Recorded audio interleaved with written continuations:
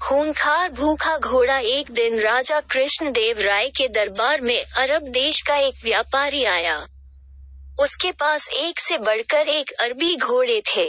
व्यापारी ने हट्ठे कट्ठे और तंदुरुस्त अरबी घोड़ों की राजा कृष्णदेव राय के सामने इतनी तारीफ की कि उन्होंने फौरन उन घोड़ों को खरीदने का मन बना लिया।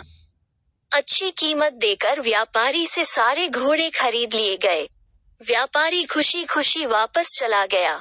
महाराज बहुत खुश थे, लेकिन जब घोड़ों को रखने की बात सामने आई तो समस्या खड़ी हो गई।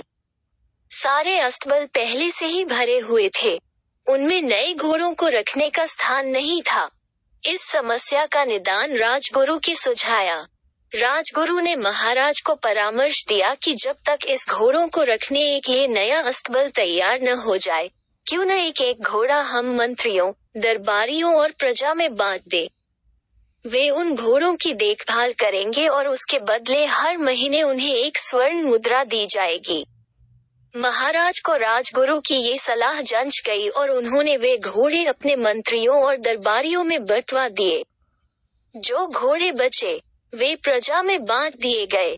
महाराज का आदेश था, इसलिए सब लोग चुपचाप घोड़े लेकर अपने अपने घर चले गए। एक स्वर्ण मुद्रा में उन घोड़ों के चारे का प्रबंध करना और उनकी देखभाल करना बहुत कठिन था, लेकिन वे राजसी घोड़े थे, इसलिए उनकी देखभाल में कोई कोताही नहीं बरती जा सकती थी। सब अपना पेट काटकर घोड़ों की देखभाल करने लगे। एक घोड़ा तेनालीराम को भी मिला।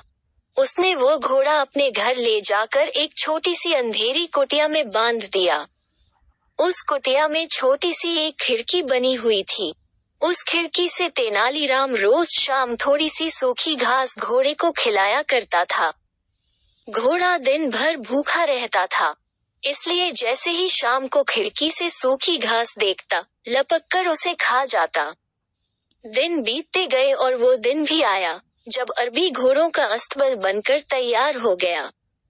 जिन मंत्रियों, दरबारियों और प्रजा के पास अरबी घोड़े थे, उन्होंने चैन की सांस ली। इतने दिनों में घोड़ों की देखभाल के कारण सबके घर का बजट बिगड़ गया था, कईयों पर कर्ज चढ़ गया था। खैर, वे घोड़े लेकर राजमहल पहुंचे। इधर तेनालीराम जब राजमहल पहुंचा तो उसका घोड़ा नदारद था। महाराज के पूछने पर वो बोला, महाराज, क्या बताऊं? वो घोड़ा बहुत ही ज्यादा खूंखार हो गया है, किसी पर भी हमला कर देता है। मुझमें तो इतना साहस नहीं कि उसके अस्तबल में घुस पाऊं, इसलिए मैं उसे नहीं ला पाया। महाराज कुछ कहते, इसके पहले राजगुरु बोल पड़े, महाराज, तेनालीराम की बात पर विश्वास नहीं किया जा सकता। अवश्य घोड़ा सही सलामत नहीं है, इसलिए तेनालीराम बहाना कर रहा है। हमें वहां जाकर वास्तविकता का पता लगाना चाहिए। महाराज ने राजगुरु को कुछ सैनिकों के साथ तेनालीराम के घर जाकर घोड़े को लाने का आदेश दे दिया। राजगुरु सैनिक लेकर तेनालीराम के घर पहुंच गए। साथ में तेनालीराम भी था।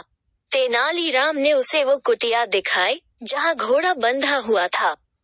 राजगुरु जब कुटिया के पास पहुंचे तो तेनालीराम बोला, राजगुरु जी संभल के, घोड़ा सच में बहुत खूंखार हो गया है। आप पहले खिड़की से उसका मुआयना कर लीजिए। राजगुरु ने भी सोचा कि पहले खिड़की से ही मुआयना कर लेना उचित होगा। वो अपना मुंह खिड़की के पास ले गए। दिन भर से घोड़े ने कुछ खाया नहीं था। तेनालीराम शाम के समय ही उसे सूखी घास दिया करता था, इसलिए जैसे ही राजगुरु खिड़की के पास अपना मुंह लेकर गए, उनकी दाढ़ी को सूखी घास समझकर घोड़े ने मुंह में दबा लिया और खींचने लगा। राजगुरु दर्द से चीख पड़े। ये देख तेनालीराम बोला, मैंने कहा था न राजगुरु जी की घोड़ा बड़ा खूंखार हो गया है। राजगुरु क्या कहते, बस दर्द से चीखते रहे और अपनी दाढ़ी छुड़ाने का प्रयास करते रहे, किंतु भूखा घोड़ा भी दाढ़ी छोड़ने तैयार नहीं था। आखिरकार सैनिकों द्वारा तलवार से दाढ़ी काटकर अलग कर दी गई। तब राजगुरु की जान छूटी। उसके बाद राजगुरु ने सैनिकों को आदेश दिया कि वे घोड़े को पकड़कर राजमहल ले चलें। घोड़े को राजमहल में महाराज के सामने ले जाया गया। राजा ने जब घोड़े को देखा तो आश्चर्यचकित रह गए। इतने महीने ढंग से कुछ खाने पीने को न दिए जाने के कारण उसका शरीर सूख गया था और वह एकदम मरियल दिख रहा था। अपने घोड़े की ये हालात देख महाराज बहुत क्रोधित हुए और तेनालीराम से बोले, ये क्या हालत कर दी तुमने घोड़े की? तेनालीराम बोला, महाराज, एक स्वर्ण मुद्रा में मैं इसे जितना दाना पानी दे सकता था उतना मैंने दिया। बाकी लोग आपके डर से अपना पेट काट काट कर घोड़े की देखभाल करते रहे। वो आगे कहता गया, महाराज, राज्य के राजा का धर्म प्रजा की देखभाल करना है, न कि उन पर अतिरिक्त बोझ डालना। इन घोड़ों की देखभाल करते करते और उन्हें बलवान व तंदुरुस्त बनाए रखने में आपकी प्रजा दुर्बल हो गई है। आप ही बताएं महाराज, क्या ये उचित है? महाराज को तेनालीराम की बात समझ में आ गई और उन्हें अपनी भूल का एहसास हो गया। अपनी इस भूल के लिए उन्होंने सबसे क्षमा मांगी और उन्हें इन महीनों में हुए खर्चों की भरपाई भी दी। सीख, अच्छी तरह सोच विचार कर ही किसी निर्णय पर पहुंचना चाहिए। अगर आपको वीडियो अच्छा लगा तो सब्सक्राइब करें और शेयर करें।